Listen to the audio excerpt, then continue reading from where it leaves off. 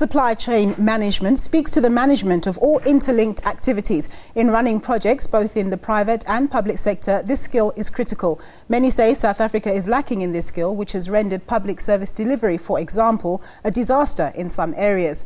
Professor Douglas Boateng of the Unisa Graduate School of Business Leadership is the foremost expert in supply chain management in Africa, and he's running courses to empower South African professionals to spearhead the discipline. Thank you very much for joining us, Professor. Thank you. Thank you for having me. What are the nuts and bolts of supply chain management? What is it that you teach your scholars about understanding the art? Basically, I want to first thank you for having me on the show, and also to congratulate South Africa for the incredible achievements they've done in the last 14 years. Now, in terms of supply chain, the nuts and bolts, there are obviously things that you need to look out for. It's about collaboration.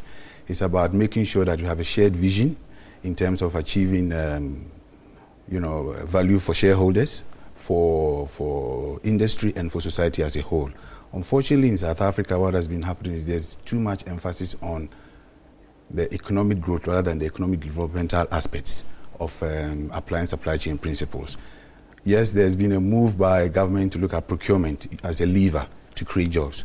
Unfortunately, what has been happening is they're still focused on just price rather than looking at the economic developmental aspects. Procurement reporting lines, unfortunately, also creates problems for government. Now, when you are procuring, you are trading and you are buying and selling. So I don't see the reason why procurement is sitting under National Treasury. Minister Masima was right when he said the finance ministry is for managing the public purse. From a developmental perspective, we need to look at procurement sitting under trade. In countries where they have put procurement under finance, it has not worked. Ghana is a classic one, Nigeria is a classic one. We need to be more bold and stop adopting, but rather adapt. In my work in Europe, in terms of finance, looking after procurement, but not just in a developing world because it's too strategic. The move by government to create the office of the CPO is a brilliant idea. But this thing is too strategic for it not to be a director level position. Government has to be bold enough because we need procurement. A lot of things start with the procurement aspects of supply chain, and that is where it's missing. If I may interject, Professor, you say that the procurement role should not lie within National Treasury, it should lie within trade. But I think one of the reasons why it lies in Treasury is because it's for a myriad of services. It's not just for trade per se. It's trade within South Africa for all the different services and so on, and it would encompass your health, your education, all of the services. I agree with you, but lying under finance basically means you are looking at it from a numbers perspective. We need to look at it from a developmental perspective. And when you look at countries that have adopted such a model, it has not worked. And we have to look at it from procurement as a buying and selling type of thing. And when you are buying and selling, you are trading. So I believe the ministers and the director generals should be under one super ministry, and then they can formulate a strategy to ensure that BEE, new enterprises, supply development is happening from a trading perspective.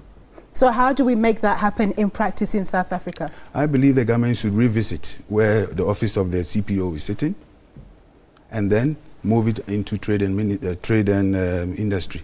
Secondly, the CPO, the head of the office of the CPO, I believe the position should be elevated. It's too strategic. It's too important for this economy. But isn't part of the problem that that position hasn't actually been filled as yet?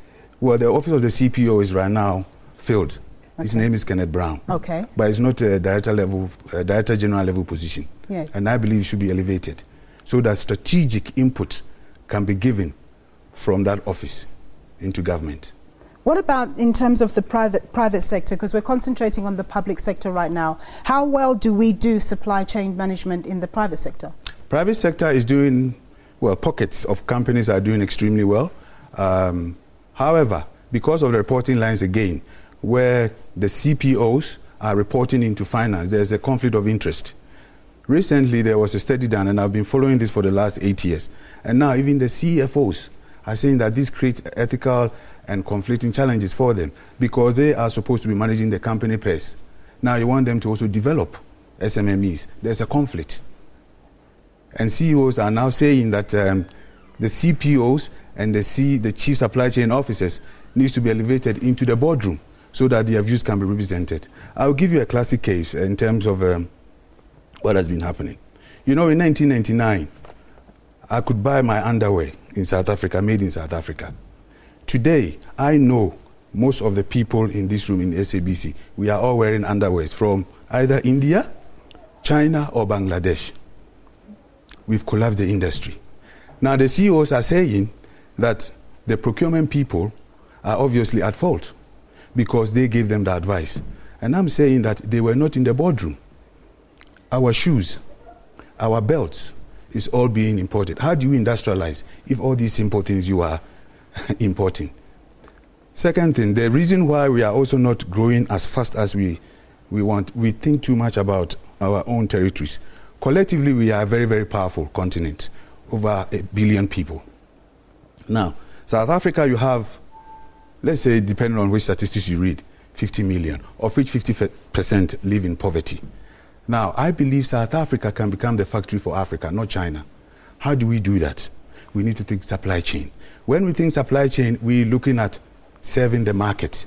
California is the factory for the US.